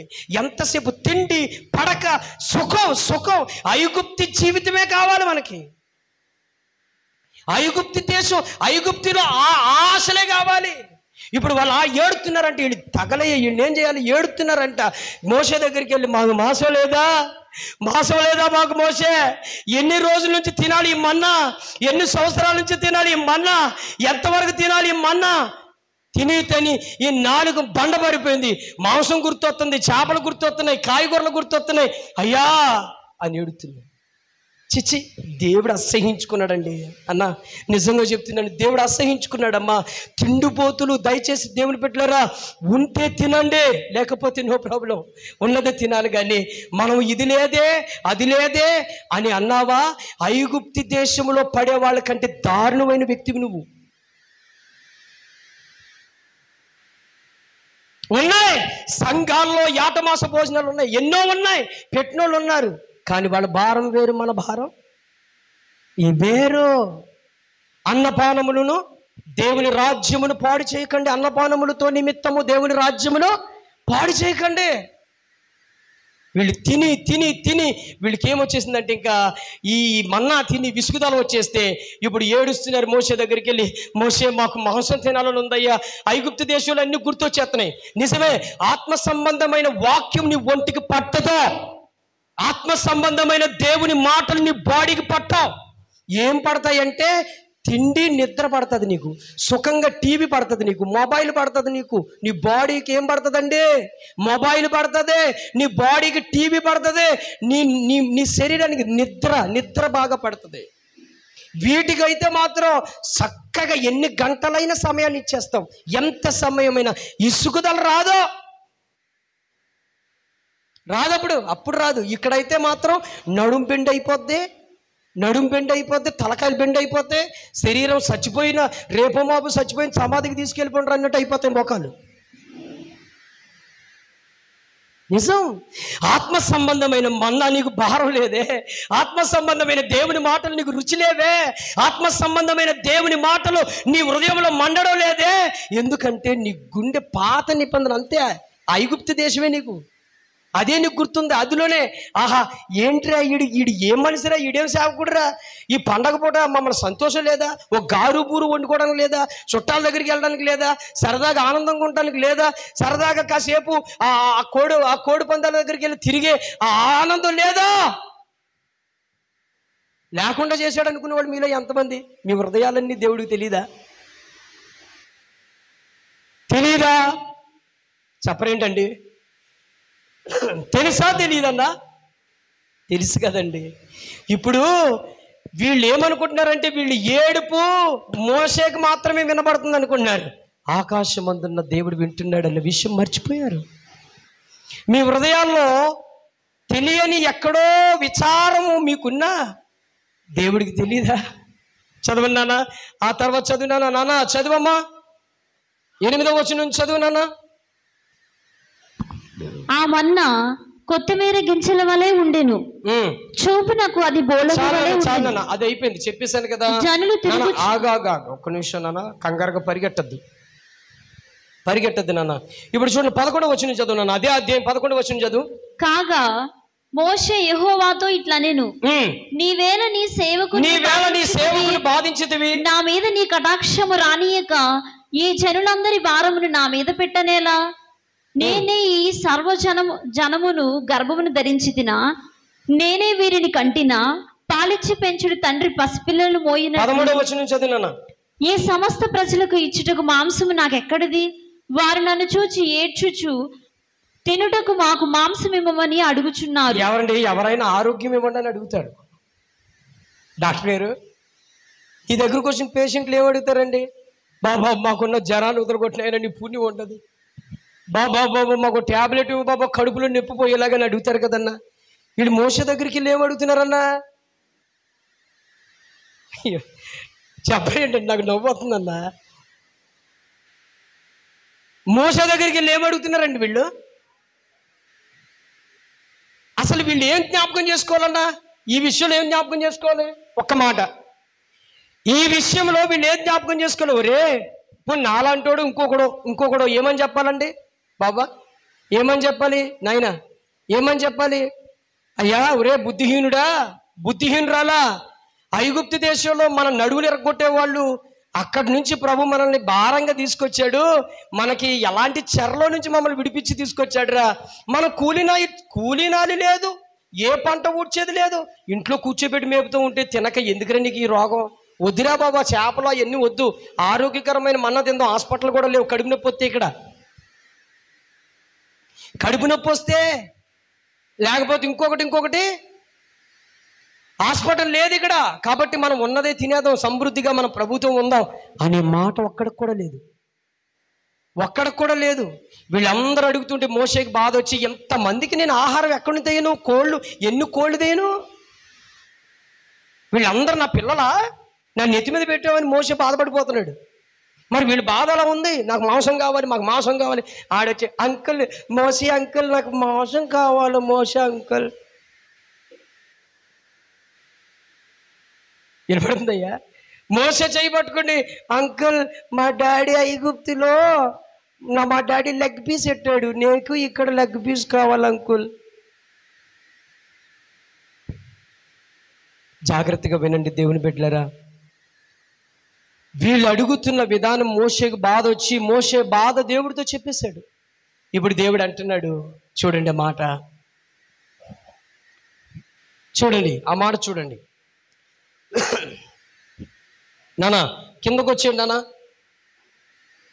18వ వచనం చదువు నాన్న, త్వరగా నేను ముగిస్తాను. నీవు జనులను చూచి ఇట్లనుము, మిమ్మును మీరు రేపటికి పరిశుద్ధపరచుకొనుడి, మీరు మాంసము తిందురు. యెహోవా వినునట్లు ఏడ్చి, మాకు ఎవరు మాంసము పెట్టెదురు? ఐగుప్తులో మాకు బాగుగానే జరిగినదని మీరు చెప్పుకొంటిరి గనుక యెహోవా మీకు మాంసమించును, మీరు తిందురు. 1 దినము కాదు, 2 దినములు కాదు, 5 దినములు కాదు, 10 దినములు కాదు, 20 దినములు కాదు, 1 నెల దినముల వరకు, అనగా అది మీ నాసిక రంధ్రములలో నుండి వచ్చి మీకు అసహ్యము పుట్టు వరకు దానిని తిందురు. ఏలయనగా మీరు మీ మధ్యనున్న యెహోవాను నిర్లక్ష్యము చేసి ఆయన సన్నిధిని ఏడ్చి ఐగుప్తులో నుండి ఎందుకు వచ్చితమనుకుంటిరి. అబ్బా, మోషేతో ఇప్పుడు దేవుడు చెప్తున్నాడు, వాళ్ళకి మాంసం ఇస్తాను. 1 రోజు కాదు, 2 రోజులు కాదు, వారం రోజులు కాదు, నెల రోజుల వరకు మాంసం ఇస్తాను. వీళ్ళు మాంసం తిని తిని తిని తిని నాసిక రంధ్రములో నుంచి, అంటే వీళ్ళు ఆక్సిజన్ బయటకు, కార్బన్ డైఆక్సైడ్ వదులుతారు కదా, ఈ గాలి వదిలినప్పుడు కూడా మాంసం కంపు కొట్టే అంత మాంసం ఇస్తాడంట. అంత మాంసం ఇస్తాను, అంత మాంసం తినమను అని చెబితే, ఈ మాటకి మోషే అన్నాడు, అయ్యా ఎంతమందికి మాంసం ఎక్కడి నుంచి తీయాలి? పోనీ ఇస్తావు, ఎంతమందికి? ఎంతమందికి ఇస్తావు, ఎక్కడి నుంచి తీయాలంటే అప్పుడు దేవుడు అంటాడు, నా బాహుబలము నీకు తక్కువైనా నా మాట నీ ఎడల నెరవేరునో లేదో ఇప్పుడు చూచెదవు. మోషే బయటకు వచ్చి యెహోవా మాటలను జనులతో, ఆగండి, ఎప్పుడైతే దేవుడు అన్నాడు సాయంత్రం కల్లా నువ్వు ఇంటికి వెళ్ళండి, మీరు గుడారాలకు వెళ్ళిపోండి, మీ గుడారాలు ఉన్న చోటనే పూరేళ్ళ పిట్టలను నేను పంపిస్తానన్నాడు. తీసుకొచ్చేసాడండి, వచ్చేసిని. వీళ్ళు ఎలా తింటున్నారంట తెలుసా అండి? వీళ్ళు ఎలా తింటున్నారో చూడండి ఒకసారి. ఆ మాట చదువుకోండి, లాస్ట్ మాట.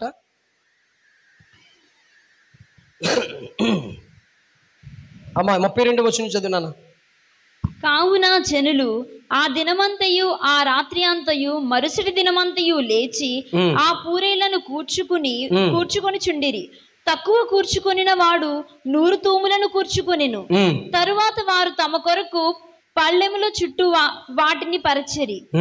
ఆ మాంసము ఇంకా వారి పండ్ల సందున నుండగానే, వాళ్ళు తింటున్న మాంసం పళ్ళ సందుల్లో ఉండగానే అది నమలకుండానే యెహోవా కోపము జనుల మీద రగులుకొనెను. ప్రభు కోపం ఎందుకు వచ్చింది? ఏం జరిగిందో చెప్తాను వినండి నాన్న. అసలు ఆశ ఉండాలి కానీ మరింత దురాశ ఉండకూడదండి. ఆశ ఉండాలి కానీ దురాశ ఉండకూడదు. మన జీవితంలో దురాశకే చోటయ్యి జీవితాలు ఎందుకు పనికి రాకుండా పోతున్నాయి. నా దేవుని బిడ్డలారా, వీళ్ళకి ఏంటంటే ఒక్కసారిగా ఆ మాంసం మీద ఉన్న భీతికి అసలు ఒక కోడి తీసుకోవాలి, రేపొద్దుడు ఇంకో కోడి తీసుకోవాలి కదా. గుడారం చుట్టూ కట్టేశారంట కర్రలకేసి కోళ్ళని. మీకు అర్థమైందా? ఆ గుడారానికి చుట్టూ కర్రలు పాతేసి ఒక్కొక్క పూరేళ్ళ పిట్టలు కట్టేశారు. ఎందుకంటే ఇంక దొరకతాయో లేవో. ఒక్కొక్క గుడారాలకేసి అన్నీ కట్టేసుకుంటే దేవుడు తట్టుకోలేనంత బాధ వచ్చేసింది ఆయనకి. వీళ్ళు ఇంకా ఇంట్లో వండుకుని తింటున్నారా? రే ఇంకో 2 పిట్టలు కట్టుకురా అన్నాడు ఇంకొకటి వెళ్ళి. ఇంకో 2 పిట్టలు పట్టరా. ఏమున్నాయి రాబ్బా, ఏం బలిసిన కోళ్ళ ఉన్నారు, ఏం మేతేసి పెంచాడో కానీ దేవుడు అర్థం కానీ అసలు ఎంత రుచి ఎక్కడి నుంచి వచ్చేసింది. అబ్బాబాబా ఏం కమ్మదనవరా, అబ్బా ఇంక ఇది పులిసే ఇలాగుంది, ఎగిరే ఇలాగుంది, ఫ్రై ఇలాగుందంటే ఇంకా ఇంకోలా చేస్తే ఇంకెలా బాగుంటుందో. అందుకే నువ్వు వెళ్ళి బాబు వెళ్ళి ఇంకో 2 కోళ్ళు తీసిరా వెళ్ళు అని అంటా ఉంటే వీళ్ళు మొక్క నవ్వులుతూనే ఉన్నారు. ఈ మొక్క నవ్వులుకొని ఇంకొకటి వెళ్ళి ఇంకో 2 కోళ్ళు పట్టుకుంటున్నాడు. ఇవన్నీ చూసి దేవుడికి ఏం కలిగిందో తెలుసా? అసహ్యం కలిగింది. వాళ్ళ పళ్ళ కింద ఉన్న మాంసం ఉండగానే ఇంకొక కోళ్ళ కోసం వెతుకుతున్నారంటే వీళ్ళ అసహ్యాన్ని చూసి దేవుడు ఆశ్చర్యపోయాడు. అర్థమైందా? అందుకే అరణ్యములో అప్పటికప్పుడు వీళ్ళు ఎంతమంది చనిపోయారు అంటున్నానా? కిందకు చూడు, ఎంతమంది చచ్చిపోయారు చూడు. ఆ చచ్చిపోయినందుకు తిండి ప్రియులందరూ చచ్చిపోయారు అక్కడ. మాంసపేక్ష కలిగిన వారందరూ ఎక్కడ పాతి పెట్టారంటమ్మా? మాంసపేక్షకులందరినీ పాతి పెట్టేశారంట. అంటే చచ్చారు వాళ్ళు. వాళ్ళకి ఆ ఊరు పేరెట్టారు తినేవాళ్ళకి.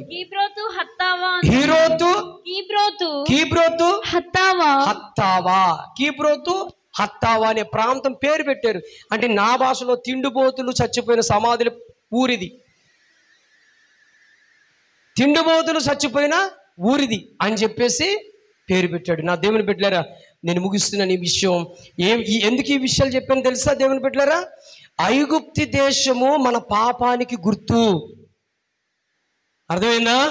ఐగుప్తి దేశం మన పాపానికి గుర్తు. చెప్పండి, కానాను దేశం మనకు, వాళ్ళకి కానాను దేశము పాలు తేనెలు ప్రవహించు దేశం అయితే మనకి పరలోక రాజ్యం, ప్రభు రాజ్యం.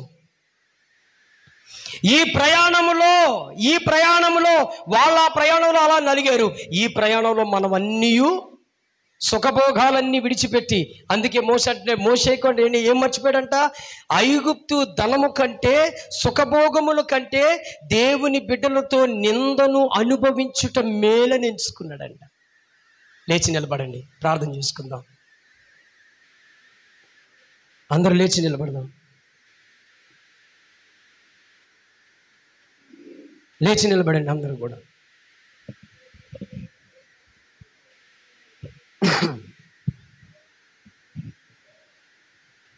మనమందరం లేచి నిలబడదాం. దేవుని బిడ్డలారా, ఒక్కసారి నీ మనసులో ఒక్క ఆలోచన చేయి. నీ హృదయంలో ఎరగట్లేదా ప్రభు? వాళ్ళ మొర విన్నాడంట, వాళ్ళు మాట్లాడుకుంటున్న సనుగుడు విన్నాడంట. వాళ్ళ హృదయాన్ని చూస్తే వాళ్ళ హృదయంలో వాక్యానికి చోట్లేదు. వాళ్ళ హృదయము దేని కొరకు బానిస అయిపోయిందో తెలుసా? తిండికి బానిస అయిపోయింది, సుఖభోగాలకి బానిస అయిపోయినాయి. దేవుని బిడ్డలారా, ఐగుప్తివన్నీ గుర్తొస్తున్నాయి వాళ్ళకి. ఒకసారి యేసు ప్రభు వారి కలవరి సిలువలన్నీ కొరకు ప్రాణం పెట్టని రక్తం కార్చి తన బిడ్డగా, తన సొత్తైన బిడ్డగా నిన్ను చేసుకుంటే నువ్వు మరలా ఐగుప్తు దేశాన్ని చూస్తున్నావా? అనగా పాపం వైపే చూస్తున్నావా? బాహాటముగా యేసు ప్రభుని సిలువ వేస్తున్నావా? మరొకసారి నీకు మరలా లోకపు ఆశలు రేగుతున్నాయా? నీ శరీరంలో లోకపు అలవాట్లు మరలా నిన్ను కవ్విస్తున్నాయా? ఐగుప్తు యొక్క పరిస్థితులు నీకు జ్ఞాపకానికి వస్తున్నాయా? నిద్రపోతున్నప్పుడు ఐగుప్తులో ఉన్న సుఖం, అనగా ఈ పాపంలో ఉన్న నీ ఆనందం గుర్తొస్తూ ఉందా బిడ్డ? అన్నా ఒక్కసారి జ్ఞాపకం చేసుకో.